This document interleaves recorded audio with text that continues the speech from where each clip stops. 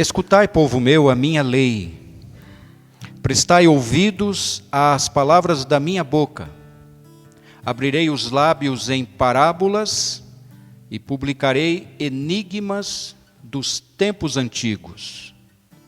O que ouvimos e aprendemos, o que nos contaram nossos pais, não o encobriremos a seus filhos, contaremos à vindoura geração os louvores do Senhor e o seu poder e as maravilhas que fez. Ele estabeleceu um testemunho em Jacó e instituiu uma lei em Israel. E ordenou a nossos pais que os transmitissem a seus filhos, a fim de que a nova geração os conhecesse, filhos que ainda hão de nascer, se levantassem e, por sua vez, os referissem aos seus descendentes, para que pusessem em Deus a sua confiança e não se esquecessem dos feitos de Deus, mas lhe observassem os mandamentos, e que não fossem como seus pais, geração obstinada e rebelde, geração de coração inconstante e cujo espírito não foi fiel a Deus. Temos uma missão maravilhosa, muito difícil, é verdade. Os cabelos ficam brancos quando não caem. Mas é uma missão maravilhosa. Perceber os filhos crescerem, se desenvolverem e se tornarem homens que servem e temem ao Senhor. E não é só para os pais, é para a igreja também. Então, eu quero propor o seguinte tema, você tem aí o esboço no boletim: filhos apacentados por seus pais. E eu preciso fazer algumas considerações deste salmo antes de entrarmos nos pontos propriamente ditos. O Salmo 78, quando você lê todo o salmo, você vai perceber que há um resumo da providência de Deus para com Israel, desde a saída de Israel do Egito até o início do reinado de Davi.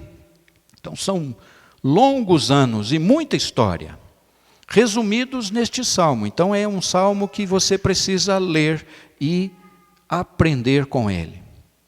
O triste neste salmo é que constantemente você vai encontrar a nota de Deus, através do salmista, dizendo que o povo, a despeito de tudo que Deus fizera, o povo era rebelde, desobediente, murmurador, um povo que não buscava e não confiava em Deus de todo o coração. Então é um salmo assim, que exorta o povo daquela época e exorta o povo de Deus deste momento, desta época, nossa geração. Porque não somos muito diferentes do povo de Israel. Eu não sei se acontece isso com você, mas quando lemos o Antigo Testamento, a gente fica com raiva de Israel. Não fica? Não sei se isso acontece com você, comigo às vezes acontece. Eu fico com raiva. Como é que aquele povo pode ser tão ingrato diante das grandes maravilhas que Deus fez? Mas aí eu tenho que olhar para mim e reconhecer que, muitas vezes, eu também sou ingrato com Deus. Outra consideração importante, que o Salmo termina, por favor, vamos lá, para o final do Salmo. A partir do verso 70, o Salmo termina dizendo: também escolheu a Davi, seu servo, e o tomou dos redis das ovelhas, tirou do cuidado das ovelhas e suas crias, para ser o pastor de Jacó, seu povo, e de Israel, sua herança. E veja o 72. E ele, está se referindo a Davi, os apacentou consoante a integridade do seu coração e os dirigiu com mãos precavidas. Os apacentou consoante a integridade do seu coração. Então, ao terminarmos a leitura do Salmo, terminamos com esta alegria, com esta nota positiva. Deus preparou um servo. A glória não é de Davi. A honra não é de Davi. A glória, a honra, a majestade é de Deus, que escolheu Davi, o pastor de ovelhas, e o constituiu pastor do seu povo. E ele apacentou o povo de Deus com integridade. Daí eu tirar a ideia de que pais apacentam os filhos. E apacentar filhos, meus irmãos, é diferente de apenas criá-los. Há pais criando os filhos, e isto é bom. Mas criar filhos não é tudo o que fazemos como pais. Apacentar acrescenta, é mais do que criar filhos. Com certeza, todos nós pais aqui, eu imagino, estamos criando bem os nossos filhos. Mas a pergunta é, estamos apacentando os filhos ou estamos só criando os filhos? Apacentar é diferente de sustentar os filhos, porque essa também é uma tarefa nossa, pelo menos por um bom período da vida deles, até que eles consigam por si mesmos trabalhar e suprir as suas necessidades. Então sustentamos os filhos, mas apacentar é mais do que sustentar os filhos. Também apacentar é diferente de mimar os filhos. E eu penso que nossa geração é uma geração, eu estou pensando nos pais, não nos filhos. Porque filhos mimados são vítimas dos pais. O problema está nos pais, não nos filhos. Porque os pais mimam os filhos. Sabe o que é mimar os filhos? É fazer tudo exatamente como o filho quer.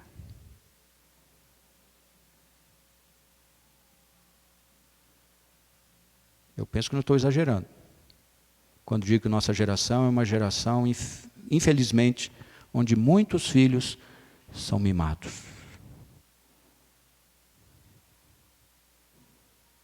Os pais fazem de tudo para agradar os seus filhos. Apacentar não é mimar. Apacentar também não é tolerar os filhos. Isso também é um dos problemas da nossa época. Pais que estão tolerando. Bom, nasceu, está aí, agora tenho que assumir a paternidade e tenho que fazer alguma coisa. Isto porque a família, infelizmente, está se deteriorando. Isto porque há um movimento muito forte para querer provar algo que é improvável. Um modelo ou modelos de família que são diferentes daquele que Deus estabeleceu e que não vão funcionar. Claro que não vão funcionar. Então, muitos, infelizmente, têm filhos sem estarem casados. E isto, muitas vezes, leva o pai ou a mãe a tolerar, porque foi uma gravidez indesejada, não foi algo planejado, dentro do devido tempo, de acordo com os propósitos de Deus. Então, eu acho que é importante começarmos com estas coisas. Apacentar filhos é diferente de criá-los, sustentá-los, mimá-los e tolerá-los. O que é apacentar, então? Então, nós vamos ver no texto, o que o texto nos orienta, porque não sou eu que vou ensinar, mas é o Senhor, através da sua palavra. E eu espero que você esteja atento àquilo que Deus está dizendo. Pais apacentam os seus filhos, ou filhos são apacentados com bons exemplos. Veja os versos 3 e 4. O que ouvimos e aprendemos, o que nos contaram nossos pais, não o encobriremos a seus filhos, contaremos à vindoura geração os louvores do Senhor e o seu poder e as maravilhas que fez. Antes, porém, me perdoem, voltando no verso 2, 1 e 2, nós temos a exortação, escutai, inclinai os ouvidos. Agora, preste atenção no final do versículo 2, eu devia ter me referido isso antes. Quando ele diz, publicarei enigmas dos tempos antigos. Na versão que você tem aí, a maioria de vocês tem, diz, desculpa, estou na página errada, verso 2, proferirei enigmas do passado. A ideia é a mesma, mas eu prefiro essa ideia, não é? Enigmas dos tempos antigos. Isto é importante, irmãos, e já naquela época, não é? Naquela época, Deus está dizendo, olha, o que eu tenho para dizer para vocês é antigo, não é novo, não tem novidade, é repetição. E quantas vezes a gente lê as Escrituras e recebe as mesmas instruções? É importante isso hoje porque nós também estamos sendo fortemente bombardeados com a ideia de assim, mas isso é antigo, isso já está ultrapassado, isso não serve mais. Nós estamos no século 21 e agora vivemos na modernidade, pós-modernidade ou ultramodernidade, seja o nome que for. A minha ideia é, se isto é moderno, o que não é moderno?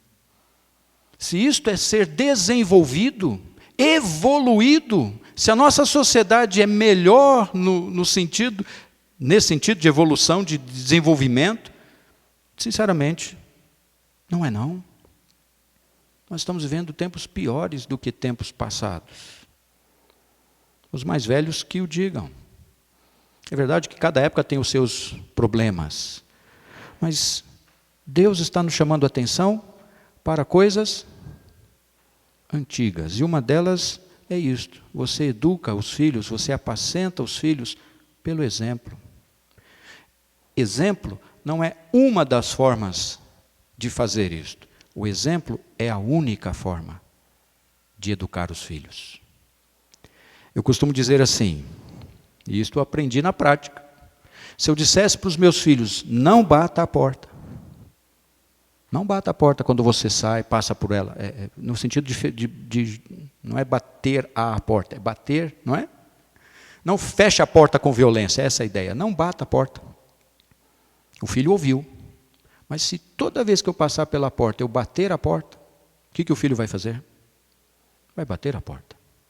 E eu vou discipliná-lo, dizendo, você bateu a porta, eu não disse que não era para bater a porta? Vou discipliná-lo, com certeza a criança vai dizer assim, mas papai, o senhor bate a porta. E eu faço o que o senhor faz, não o que o senhor diz. Por isso o dizer e o fazer tem que andar juntos. Você talvez esteja dizendo, mas isso não é uma novidade. Eu disse, não é novidade, isso é antigo, mas nós não estamos fazendo. Nós não estamos fazendo. Nós pecamos muitas vezes em apacentar os nossos filhos porque não somos bons exemplos. Precisamos ser bons exemplos para os nossos filhos. Ser bom exemplo na instrução. E estar aqui é bom por isso. Eu me lembro quantas vezes no caminho de casa para aqui, meu pai, minha mãe diziam, filho, e quem conheceu, né? Eu, João, o Theo, que eu diga, meus pais diziam, nós estamos indo para a igreja. E vocês vão ficar quietos, vão sentar, vão participar do culto, vão orar, vão ler a Bíblia. E nós não éramos adolescentes, nós ainda éramos pequenos. E muitas vezes hoje, nós não fazemos isso com os nossos filhos. Nós não ensinamos aos nossos filhos o que devemos fazer na igreja. Por exemplo, a maneira de se comportar na igreja. A criança muitas vezes vem para cá sem saber o que acontece aqui afinal. Por que cantamos? Por que oramos? Por que lemos a Bíblia? Por que saímos e não ficamos com os adultos? Isso precisa ser explicado, precisa ser ensinado, isso é instrução, ensino, formação, educação e exemplo. E exemplo. Exemplo na nossa maneira de agir em casa, no relacionamento. E como é difícil o relacionamento. Com o relacionamento conjugal, o relacionamento dos pais com os filhos, o relacionamento entre os irmãos, eu que eu diga, né? Que difícil. Que difícil. Viver numa sociedade tão corrupta, tão violenta.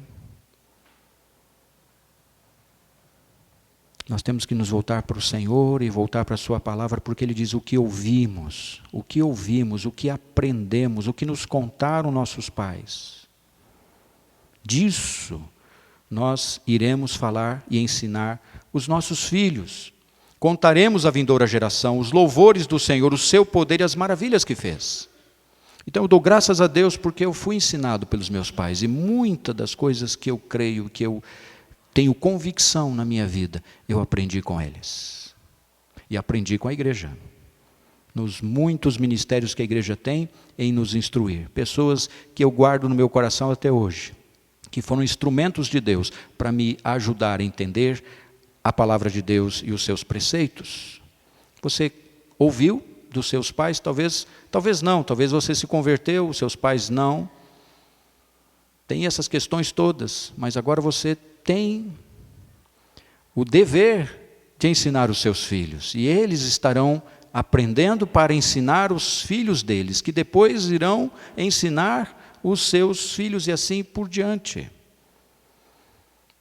Então a igreja, depois de 50 anos de organização, como eu disse, muitos já passaram por aqui, muitos permanecem, outros virão, mas com certeza é isto que mantém a igreja firme no seu caminho.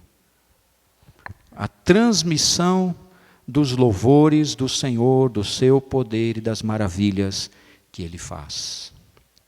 O segundo ponto, filhos são apacentados por zelo ao Senhor. Olha os versos 5 e 6. Ele, está se referindo a Deus. Deus estabeleceu um testemunho em Jacó, e instruiu uma lei em Israel, e ordenou a nossos pais que o transmitissem a seus filhos, a fim de que a nova geração os conhecesse, filhos que ainda hão de nascer, se levantassem e, por sua vez, se referissem aos seus descendentes. Então, uma razão para apacentarmos os nossos filhos com bons exemplos é porque é mandamento de Deus. E fazemos isto por zelo. Zelo. Respeito. Amor, temor a Deus. Porque Ele instituiu isto. E tudo que Deus instituiu com sabedoria para o nosso bem.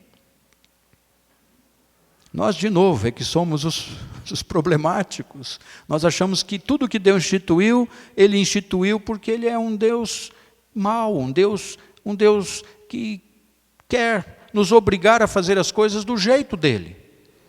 E eu não sou livre para fazer as coisas do meu jeito. E foi exatamente por pensar assim que a humanidade está caminhando como está caminhando. Eu vou fazer do meu jeito, não vou fazer do jeito de Deus. E com certeza já concluímos que fazer do nosso jeito e não fazer do jeito de Deus é muito pior. É horrível. É horrível. Você já se convenceu disso? Desobedecer a Deus não é o pecado só porque desobedecemos a Deus. Desobedecer a Deus é pecado, por favor, não entenda mal o que eu estou dizendo. É pecado desobedecer a Deus. Mas é pecado desobedecer a Deus porque, ao desobedecer a Deus, nós estamos nos degradando. Nós estamos cometendo coisas ruins contra nós mesmos. Nós estamos nos oprimindo. Nós estamos deixando de ter saúde física, saúde espiritual, saúde emocional. Desobedecer a Deus só traz desgraça à nossa vida. O pecado destrói a nossa vida. E tem gente que acha que não é bem assim, não. Bom, talvez agora não, nesse momento não, mas espere um pouquinho mais e você vai entender. Não por refletir nisso, mas por passar por situações que são horríveis, por causa da desobediência a Deus. Então nós temos que ter zelo. Irmãos, uma das coisas que eu cobro muito de mim mesmo é isto. Zelo. Você é zeloso? O que é ser zeloso? É ter muito cuidado com as coisas que pertencem a Deus. E olha que interessante. O que pertence a Deus? E você vai responder conforme as Escrituras. Tudo. Tudo pertence a Deus. Por isso não tem aquela ideia assim, as coisas de Deus e as minhas coisas. As coisas de Deus são as nossas coisas, e as nossas coisas são as coisas de Deus. Então temos que ser zelosos com a nossa vida, zelosos com a vida da nossa família que Deus nos deu. Aí inclui o cônjuge, inclui os filhos. Temos que ser zelosos com a família que Deus, em Cristo Jesus, não é, nos deu. No seu caso é aqui, a Igreja Betel. No meu caso, neste momento, durante esses anos todos que Deus tiver, para mim é lá em Piracicaba. Zelo. Não é essa história, não, cada um cuida da sua vida. Não é isso, não. Temos que ter zelo pelas coisas de Deus. E uma delas é isto, é reconhecer que Deus instituiu este testemunho para que passássemos para os nossos filhos, ensinássemos os nossos filhos, para que eles ensinassem os seus filhos também a ter zelo, a conhecer o Senhor, a amar o Senhor, a temer o Senhor, a servir o Senhor. Eu não sei aqui, pelo que eu vi, não. Vários diáconos oraram durante o culto, mas em Piracicaba, nestes anos, está sendo muito difícil eleger diáconos. Os homens não querem. Nomes são indicados, mas as pessoas levantam e dizem, não, muito obrigado, eu não aceito a indicação. Não quero concorrer. Não sei aqui, espero que isso não esteja acontecendo aqui. Mas isso me preocupa porque está acontecendo lá. E uma das razões é porque pais não transmitiram aos seus filhos o zelo, o temor do Senhor.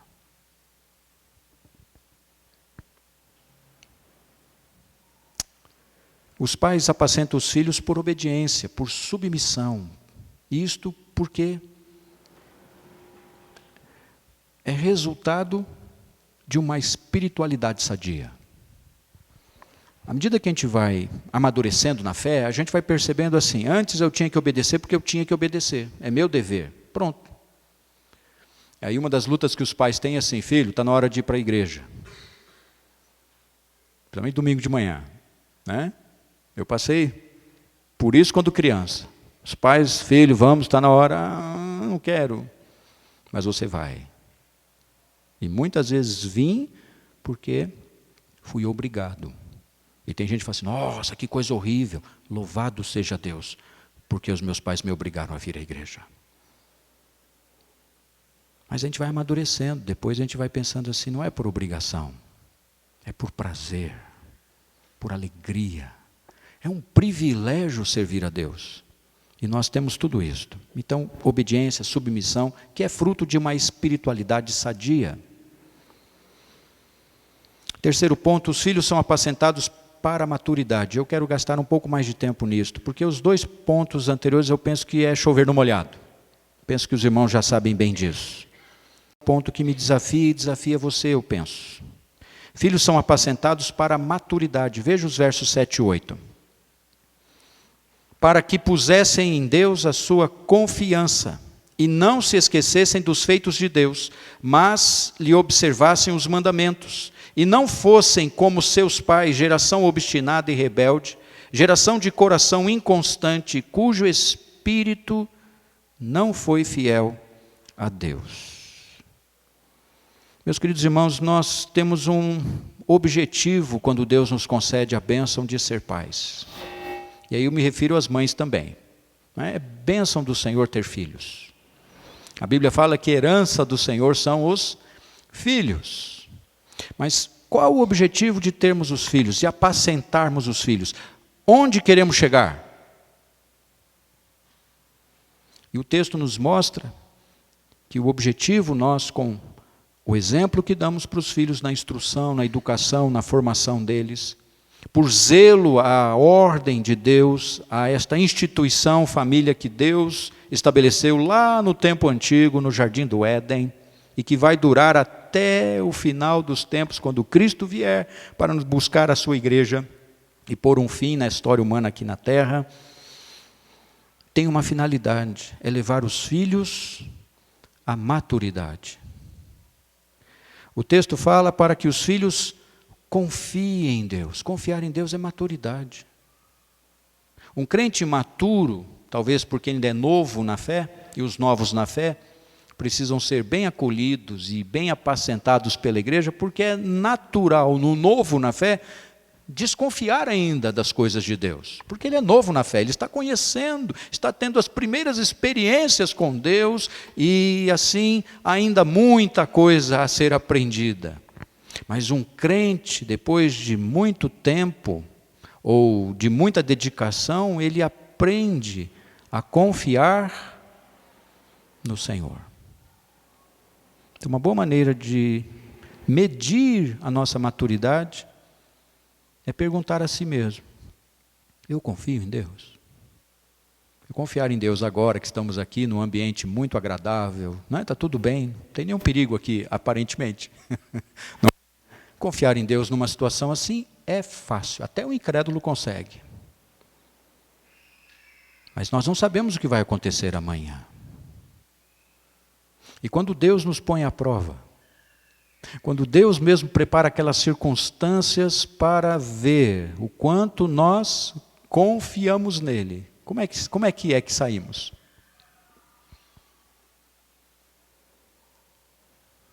A maturidade cristã nos leva a confiar em Deus.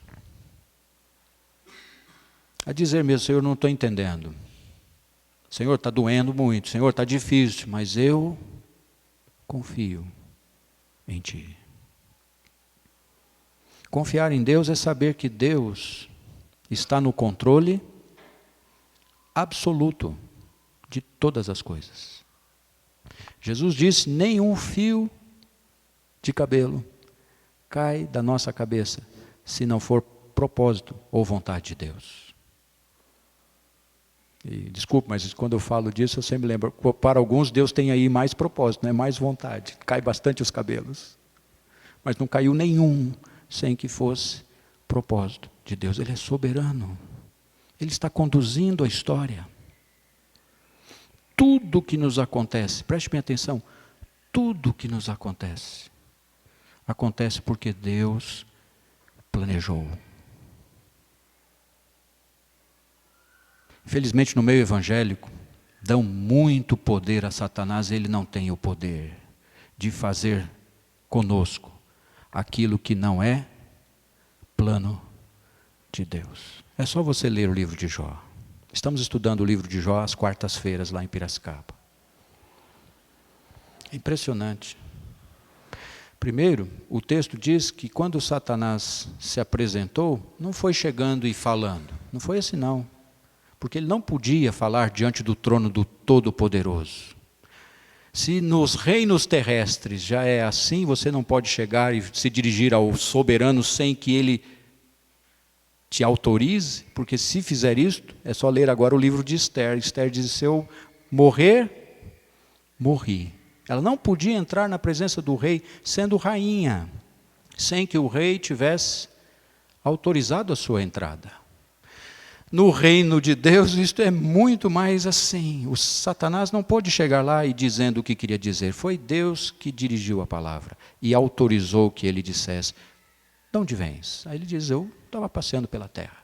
E é Deus que vai dizer para ele: você viu o meu servo Jó? Íntegro, temente a Deus, reto e se desvia do mal. Aí quando Satanás diz: mas ele faz isso porque o Senhor o cercou. Você tem que ler direito, porque o texto diz: então Deus diz, vai lá e tira dele. Porque Satanás não disse: deixa eu tirar. Satanás disse: tira, Senhor. Se o Senhor tirar, aí Deus, eu vou tirar. Através de você. Vai lá e tira. Só não mate-o. E o diabo fez o que fez porque era plano de Deus na vida de Jó. E tudo que acontece na minha vida, tudo que acontece na sua vida é plano de Deus. Sabendo isto, podemos descansar no Senhor. Confiar nele. Isso não quer dizer que você vai ficar indiferente, insensível. Não é isto. Nós vamos chorar muitas vezes e vamos chorar. Jesus chorou.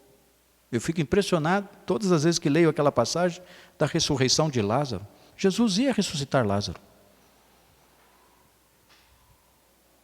Mas ele chora. Jesus chorou. Por que eu não vou chorar? Ah, mas é propósito de Deus, eu sei, mas esse propósito de Deus tem momentos difíceis, tristes, e a gente chora. Mas não perde a confiança. Não é desespero, é choro. Bem-aventurados os que choram, porque serão consolados.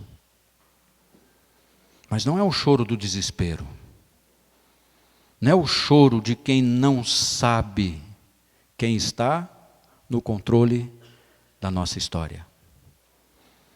Nós temos que confiar em Deus, isso é maturidade. E o objetivo de apacentar os filhos, irmãos e irmãs, é levar os filhos à maturidade, a confiar em Deus. É o que o texto está dizendo. Confiar em Deus em todas as circunstâncias, em todas as coisas. Por isso que é perigoso mimar os filhos. Fazer tudo o que eles querem, do jeitinho que eles gostam. Isso não está certo. Qual é o nosso maior exemplo de pai? O próprio Deus. E Deus faz tudo como a gente quer, do jeitinho que a gente pede. É assim que Ele exerce a paternidade dele sobre nós? Claro que não. Quantas vezes eu já orei, quantas vezes você já orou pedindo, Pai, me dê isso, me conceda aquilo, Pai, eu preciso. Você faz o que faz e Deus diz não. E com Deus não adianta espernear, você pode pular no chão, pode fazer o que você quiser. Deus diz não, é não. Oh, que Deus ruim, pastor. Não, que Deus maravilhoso nós temos. Então eu e você, pai, precisamos muitas vezes aprender a dizer não para os nossos filhos. Por mais que isso seja difícil, mas tem coisas que nós temos que dizer não, filho. Mas pai, não. Mas não.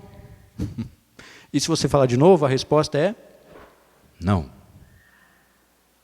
Como também tem a hora do sim, claro que tem a hora para isso. Mas tudo visando maturidade, confiança em Deus. Olha o que o texto nos diz nesse sentido.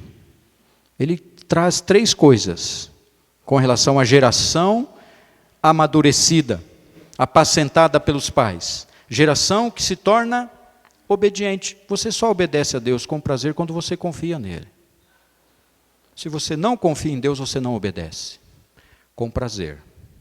Talvez você obedeça por medo do castigo. Eu muitas vezes, aqui mesmo na Betel, tinha dificuldades nos cultos, na hora da contrição, porque eu tinha medo de ser punido por Deus. Porque não tinha entendido que podia confiar na misericórdia de Deus e na graça dele revelada em Jesus Cristo.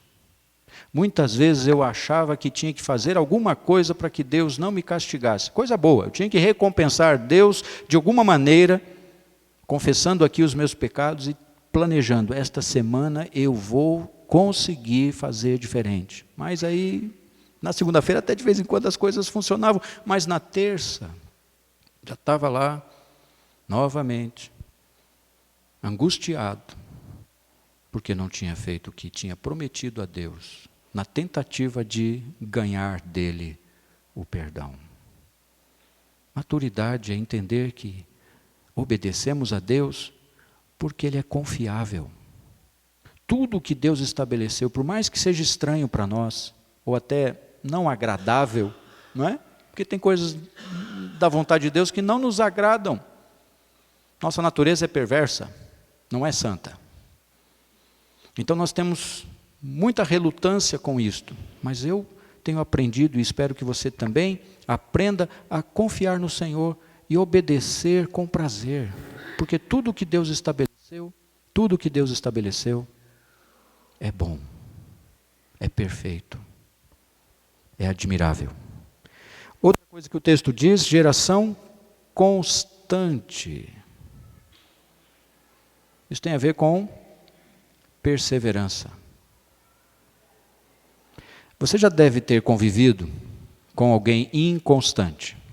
Sabe aquela pessoa que ora, não, agora é isto aqui, e eu vou me empenhar. Aí a pessoa por alguns meses se dedica, eu conheço alguém assim, se dedica, mas passou alguns meses, aquilo já era. Agora ele tem outro plano, outro projeto, ele vai com tanto entusiasmo que até anima. Mas daqui a pouco, aquele também já era. E agora tem o terceiro, depois tem o... Pessoa inconstante, não sabe o que quer, para onde vai. Isto é falta de maturidade. Porque o plano não é de Deus. Então nós criamos os filhos, nós apacentamos os filhos para que eles aprendam. Deus, qual é o propósito? Eu tenho 2 filhos. E minha oração e minha maneira de tratar com eles foi assim. E aprendi isso com os meus pais. É bom que você saiba disso. Meu pai nunca disse assim, Erasmo, você vai ser pastor. Meu sonho é que você seja pastor. Meu pai nunca disse isso para mim. Eu me lembro quando manifestei a primeira vez a ele que gostaria, ele fez uma sabatina. Bom, quem conheceu o reverendo Joaquim sabe como ele era. Fez uma série de perguntas para ver se eu estava mesmo falando aquilo só por falar ou se havia mesmo algo genuíno. Quando então disse, pai, eu vou para Viçosa, vou fazer o curso de missões no Centro Evangélico de Missões, eu fiquei surpreso. Meu pai falou, não, meu filho, você não vai fazer isso.